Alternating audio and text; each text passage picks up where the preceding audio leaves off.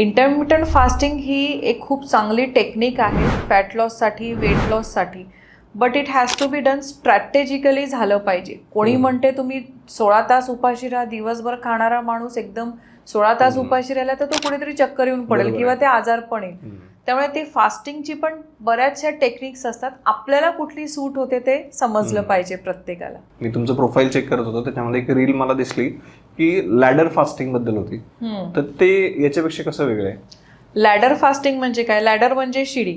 आपण एक एक पायरी चढत जातो किंवा एक एक पायरी उतरत जातो. बरोबर. लॅडर फास्टिंग मध्ये आम्ही काय करतो की समजा तुम्ही आधी 6 मील्स घेताय दिवसाचे, तर एका पिरियड नंतर, तो स्पेसिफिक पिरियड नंतर मग 5 मीलवर शिफ्ट करायचं. 5 नंतर 4 मील्स, 3 मील्स, 2 मील आणि 1 मील ओनली फॉर 1 डे. परत ती शिडी चढायची. 1 मील, 2 मील, 3 मील आणि मग ते 4 मीलला येऊन आम्ही स्टॉप करतो. याच्याने होतं काय की तुम्ही हळूहळू कॅलरी रिस्ट्रिक्शन करता. At the same time protein तुमच्या आहारात मॉडरेशनमध्ये येतं